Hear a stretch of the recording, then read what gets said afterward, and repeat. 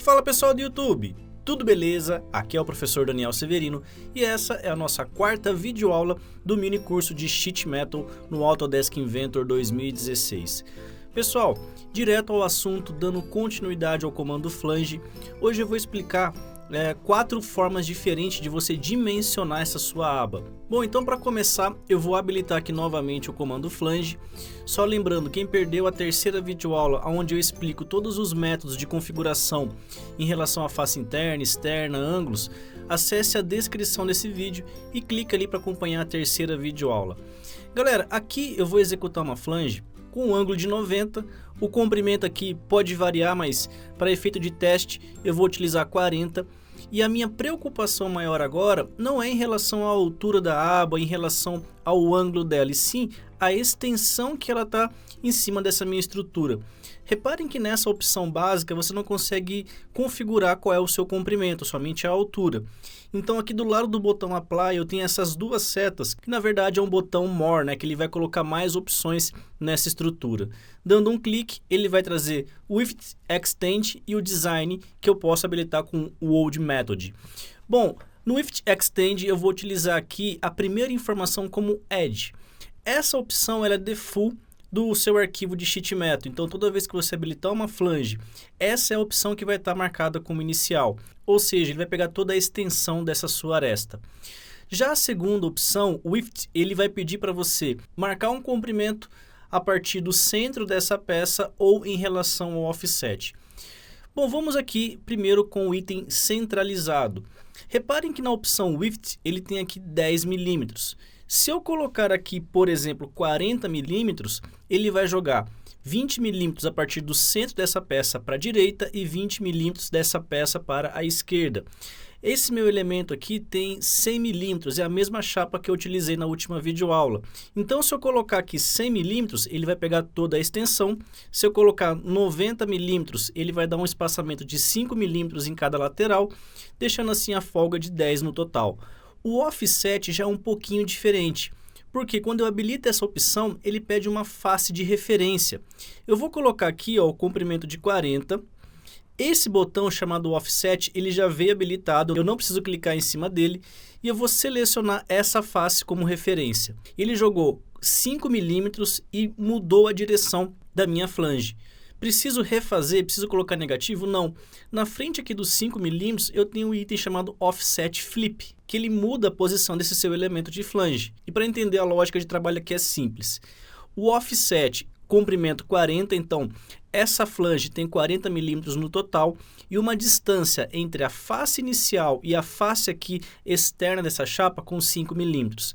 Se eu quero manter os 40 milímetros, porém eu quero aumentar o offset, por exemplo, 10 milímetros, ele vai ajustando e colocando a posição exata dessa sua aba. Colocando comprimentos maiores do que a sua própria chapa, por exemplo, 100 milímetros, ele vai jogar para fora da peça. Tendo ali um ponto de união, tendo ali uma face que é aplicável, eu consigo executar sem problema nenhum. Bom, o terceiro item é o elemento chamado Offset. Só que é um offset um pouquinho diferenciado, porque ele permite que eu selecione duas faces e ao invés de colocar o comprimento da minha chapa, eu coloco somente a distância entre as faces selecionadas. Então aqui eu vou colocar 10 milímetros e no item inferior 10 milímetros. Os botões de seleção não vieram marcados, então eu vou clicar na primeira seta do Offset One e selecionar a face da esquerda. O segundo botão é marcado automaticamente e agora eu vou selecionar a face da direita. Fazendo esse ajuste, a sua chapa é centralizada. Nesse meu caso, centralizou porque está com 10 e 10. Ah, professor, mas se eu quisesse colocar aqui 20 milímetros entre a primeira estrutura e a chapa? Não tem problema nenhum. Pessoal, nesse método, se você não tem um comprimento da chapa e somente as distâncias, é válido utilizar esse recurso. Agora, se você tem a precisão do comprimento dessa sua aba e um offset, você pode utilizar o item anterior. Vai depender de caso a caso. Se você quiser zerar, por exemplo, colocar 0 na primeira offset e 0 no segundo offset, é a mesma informação do elemento Edge. A última opção é o Front To, que ele vai permitir que você faça uma flange a partir de duas faces ou dois sólidos. Como eu não tenho nenhuma estrutura, eu vou selecionar a face referência de saída e a face de referência de chegada. Bom, nesse método ele não vai mudar nada nessa peça. Porém, se você tivesse um rebaixo como referência, você poderia selecionar a face do rebaixo e posteriormente a face da chapa dobrada. Galera, para finalizar essa videoaula, um item de design chamado Weld Method. Eu vou voltar aqui na informação de Edge, eu não preciso habilitar ali o Front Tool. E voltando naquele assunto onde eu discuti o Height Deton, onde eu falei que a primeira informação é sobre as faces externas, a segunda face interna e a última pela tangente da face inclinada. Esse Weld Method ele só vai funcionar quando tem ângulo, tá? Não adianta você fazer com 90 graus que não vai fazer nenhum resultado. Eu vou colocar aqui 120 graus e deixando aqui habilitada a primeira opção, nós já sabemos que a projeção desse item é dessa linha inclinada com a projeção dessa linha externa até ele formar um ponto de cruzamento, ele cria ali essa dobra. Se eu habilitar o Weld Method, ele vai fazer uma segunda referência. Ele vai utilizar a face inclinada e a referência de intersecção não é mais a face externa, e sim a face interna. Nesse próprio desenho aqui do design, a gente consegue entender da onde ele está puxando essas informações. No item de Bend Position, ele não altera, na verdade ele até deixa aqui a opção de tangente. Se você habilitar, ele vai literalmente tangenciar a face externa. Não é esse o nosso caso, porque eu poderia desabilitar o Weld Method, que ele também iria funcionar.